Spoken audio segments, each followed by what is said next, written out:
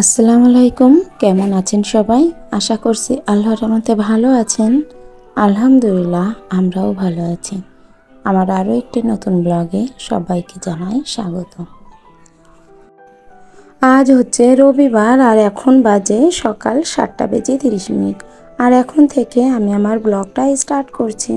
I hope আমার আজকের ভিডিওটি আপনাদের ভালো লাগবে।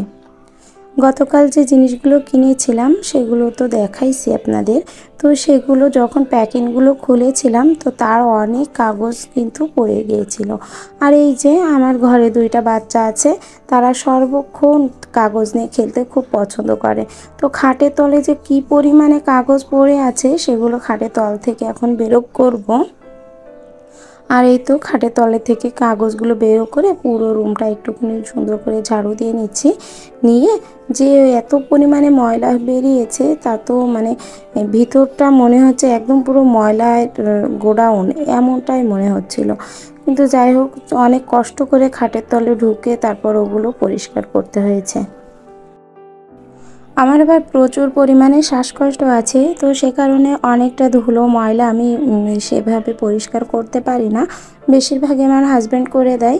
তো সব কিছু তো আর ওনাকে দিয়ে করানো সম্ভব হয় না, উনি বাসায় থাকে না। আর তার ভিতরে আমার তো যখন তখন একটু ঝাড়া পোকার কাজ তো লেগেই থাকে। সংসারে তো আর কম কাজ হয় না। আর বেশিরভাগই কিন্তু ময়লা ঝাড়াঝাড়ির কাজটাই হয়। ময়লা ঝাড়তেই থাকতে হয়, বিছানা ঝাড়তে হয়, রুম ঝাড়ু দিতে হয়, তারপর দেখা যাচ্ছে রুমের ঝোল ঝাড়তে হয়। তো এইভাবে করে ওনাকে কয়দিন বলা যায়। তো সেক্ষেত্রে আমি যতটুকু পারি ততটুকু আমি নিজে করে নেওয়ার চেষ্টা করি। আর যখন দেখি অনেকটা ময়লা হয়েছে তখন আমার হাজব্যান্ডকে দিয়ে করিয়ে নিই। তো এখন বাইরে এসেছি, বাইরে এই জিনিসগুলো একটু ভালো করে গুছিয়ে নিব। দেখুন কি পরিমাণে ময়লা ছিল খাটের তলে, তো ওগুলো বেরো করেছি। করে যে জুতোগুলো ছিল সেই জুতোগুলো একটা সাইড করে নিচ্ছি। করে নিয়ে এটা একটু ঝাড়ু দিয়ে ঝাড় দিয়ে নেব। আর এই যে সামনের এই জায়গাটা হয়তো বেশ মানে কিছুদিনের ভিতরেই, কয়েকদিনের ভিতরে আর কি, কয়েকদিনের ভিতরে দেখা যাচ্ছে আমার উপরের সিঁড়ির চালটা দিয়ে দিব। আর যদি ওটা দিতে পারি তাহলে আমার এই সিঁড়ির রুমটা পরিষ্কার করে রাখতে একটু সুবিধা হবে।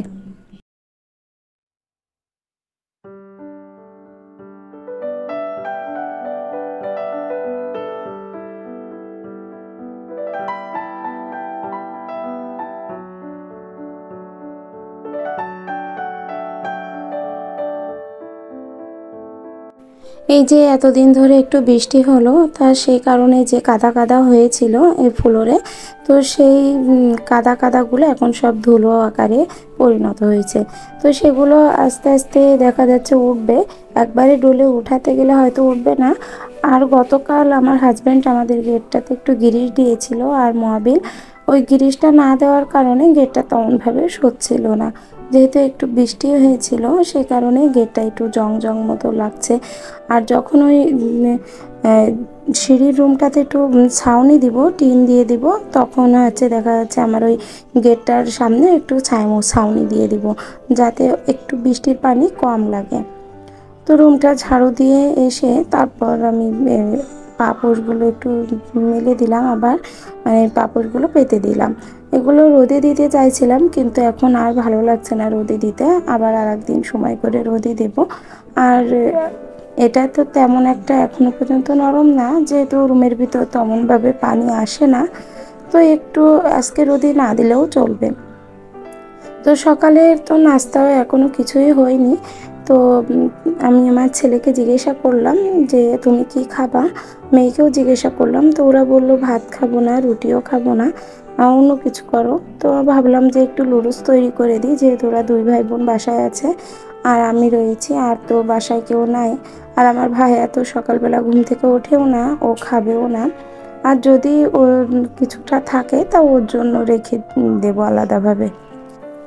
গতকাল ডিম নিয়ে এসেছিল, তো সেই ডিমগুলো তো আর সেই মুহূর্তে ধুয়ে রাখতে পারিনি, তো আজকে একটু ধুয়ে দিব। তো এদিকে তো উতলে যাচ্ছিল নুডলসটা, তাতে আমি একটু সয়াবিন তেল দিয়ে দিয়েছি। সয়াবিন তেল দিয়ে দিলে ওটা আর উতলে পড়ে না, সেটা ভাত হোক অথবা যে কোনো কিছু, তেল দিলে দেখবেন উতলায় কিন্তু উপচে পড়ে না।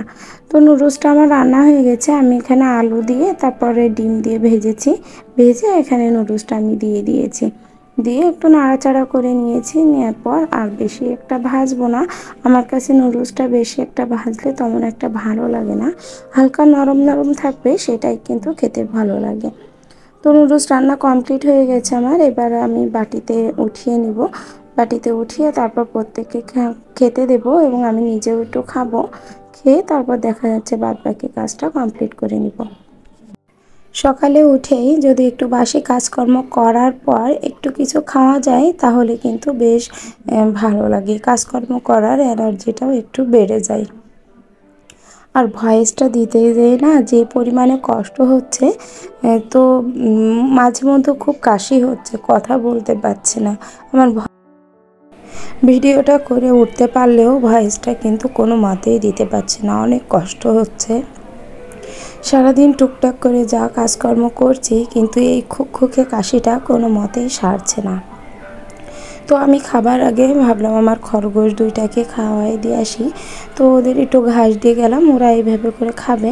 আর দেখুন আমার রুমের অবস্থা, এটা আমি যে সকালে ঝাড় দিয়েছি এখন আবার যা তাই, মানে ওরা এত পরিমাণে খায় এবং এত পরিমাণে মলমূত্র করে, সেটা তো মানে বলার মতো না।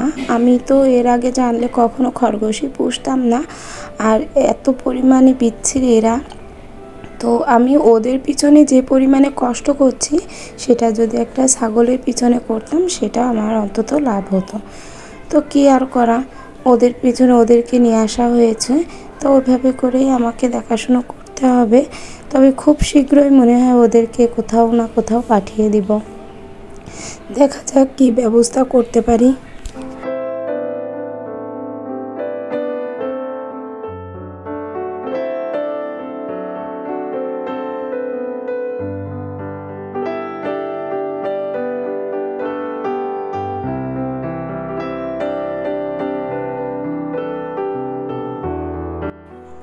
আজকে এমনিতেই রাঁধতে লেট হয়ে গেল, আর তার উপরেও আমার এই মাটির চুলাটা ভেঙে গেছে। জানি না আর কয়দিন এভাবে রান্না করতে হবে আমাকে। একটু যে মাটি নিয়ে এসে 4-5টা লাগাবো সেটারও উপায় নাই। কোথায় কার বাসা থেকে কোথা থেকে মাটি নিয়ে আসবো সেটাও তো বুঝতে পারছি না। তো এদিকে মাছটা ভাজতে দিয়েছি, আর এদিকে আমি কচুটা ধুয়ে নিচ্ছি।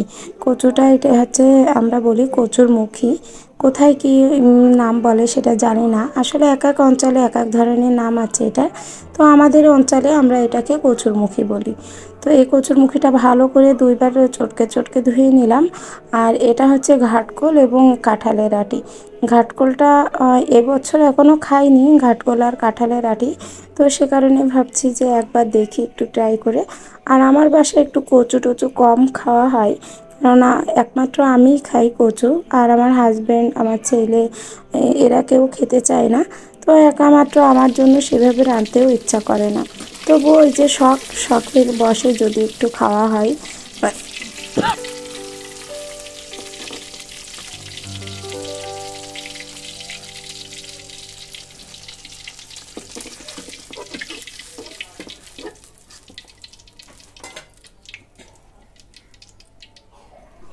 যে কোনো মাছ এবং মাংস ভাজির যে তেলটা থাকে ওই তেলেই যদি কোনো কিছু ভাজা যায় তাহলে সেটা মানে সেটার টেস্টটা কিন্তু বেশ ভালো আসে। তো আমি যে মাছটা ভেজেছিলাম সেই মাছ ভাজির তেলের ভিতরে আমি ঘাটকোলটা দিয়ে দিলাম, দিয়ে এটা হচ্ছে একটু নাড়াচাড়া করব। আর এটার ভিতরে এখনও পেঁয়াজটা কুচিয়ে দেওয়াটা বাদ আছে, মানে কোনো রকম এই দুইটা ধুয়েছিলাম, পেঁয়াজটা তো আর এইভাবে ধোয়া যায় না, ওটা হচ্ছে কোটার আগে একবার ধুয়ে নিতে হয়, নেওয়ার পরে তারপরে আর ধুই না, ধুলে ওইটার ঝাঁজটা একটু কমে যায়। তো লবণ হলুদে একটু নাড়াচাড়া করতে লাগছে, আর তারপরে আমি যে পেঁয়াজটা কুচিয়ে রেখেছি সেটা এর ভিতর দিয়ে দেব। এর ভিতরে আমি দিয়েছি লবণ, হলুদ, কাঁঠালের বিচি, আর ঝালগুলো দেখুন আমি কিন্তু একদম কুচি কুচি করে দিয়েছি, চিড়ে দেয়নি, কেননা এমনিতেই ঝালের যে দাম, আর তার ভিতরে ঝালগুলো যদি চিড়ে দিই ওই চিড়া ঝালগুলো আমাকে বাইরে সব ফেলে দেওয়া লাগবে, আর ওই ঝালগুলো সব বেঁচেই থুয়ে দেবে। আর এভাবে গোল গোল করে দিয়েছি তো এটার থেকে ঝালটাও বেশি পাবে এবং ভাতের সাথে এটা খাওয়াও হয়ে যাবে, তাহলে মুখটাও কম ধরবে।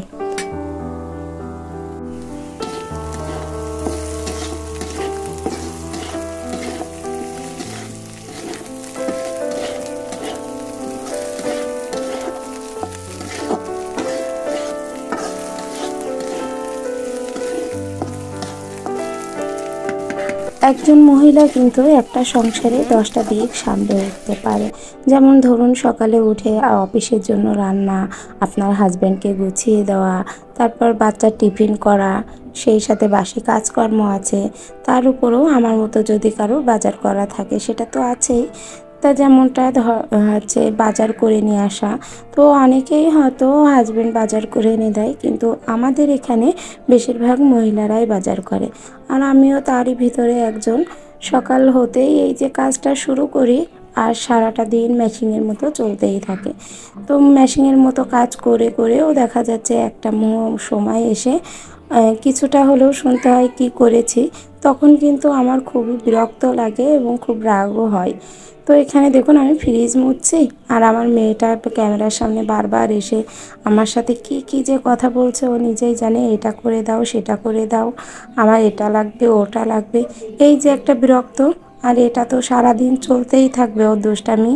আর সেই সাথে তো সারাটা দিন আমার আঁচল ধরে ধরে ঘুরে বেড়াবে, আম্মু এটা চাই, আম্মু ওটা চাই, এভাবে চলতেই থাকে।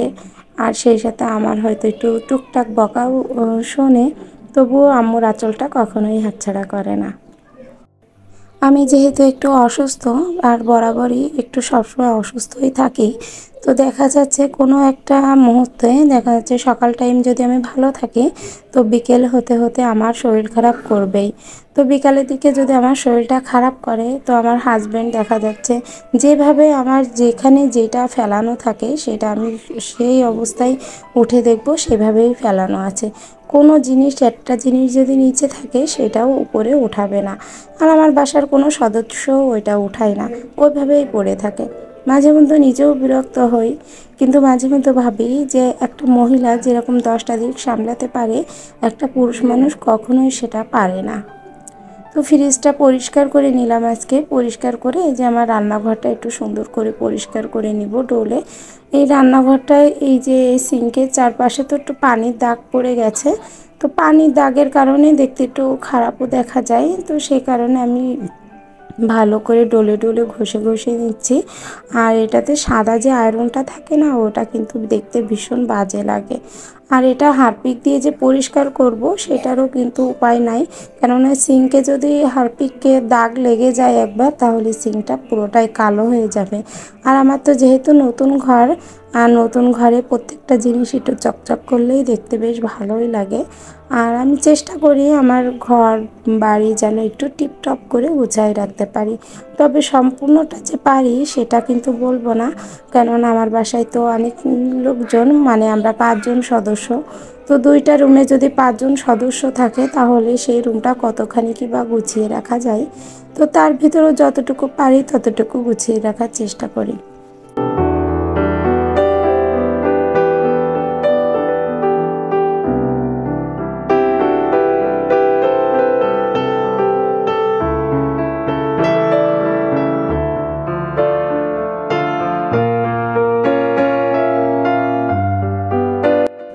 পুরো ঘর দোর পরিষ্কার করে নিয়েছি এবং রান্নাও হয়ে গেছে, এবং সিঙ্কের এই জায়গাটা একটু সুন্দর করে পরিষ্কার করে গুছিয়ে নিলাম। আর সিঙ্কের ভিতরের যে পাইপটা থাকে, সেই পাইপটা একটু পাটকাঠি দিয়ে ভালো করে ভিতরটা হচ্ছে একটু ঢুকিয়ে ঢুকিয়ে আপ ডাউন করলাম, যাতে ওই ভিতরের ময়লাটা নিচে দিয়ে পড়ে যায়। তো ওইভাবে করে সিঙ্কটা পরিষ্কার করতে আমার বেশ প্রায় আধা ঘন্টার মতো লাগছে। আর ওটা পরিষ্কার করে তারপর যে বাটিগুলো ছিল সেগুলো একটু ধুয়ে নিলাম। নিয়ে আশেপাশে যে ময়লাটা পড়েছে, যেহেতু আমি চেলে চেলে টাইলসটা পরিষ্কার করেছি পানি দিয়ে, সে পানিটা ছিটকে আসছে। তো রান্নাঘরটা একটু ভালো করে মুছে নিলাম।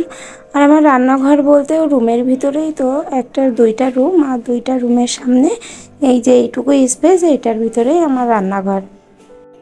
আমার আজকের ভিডিওটি যদি কোথাও ভালো লেগে থাকে, তাহলে প্লিজ একটা লাইক দিতে ভুলবেন না। আর যদি চান আপনাদের এই বোনটি একটু হলেও ইউটিউবে দেখা করে নিই, তাহলে চ্যানেলটি সাবস্ক্রাইব করতে পারেন আর এই বোনটির পাশে দাঁড়াতে পারেন। আজ যা রান্না করেছি সেটা এক নজরে আপনাদেরকে দেখিয়ে দিলাম। এখানে রান্না করেছি আমি কচুরমুখী দিয়ে কই মাছ দিয়ে ঝোল, আর এই যে কাঁঠালের আটি দিয়ে ঘাটকোল দিয়ে একটা ভাজি করেছি। আর এই পাশে যে ছোটো বাটিতে, ওইটাই হচ্ছে আমার ছেলের জন্য 2 পিস মাছ একটু ঝোল করে রেখেছি। ও কচুও খাবে না, ঘাটকোলও খাবে না। আজকের মতো ভিডিও এখানেই শেষ করছি। আল্লাহ হাফেজ।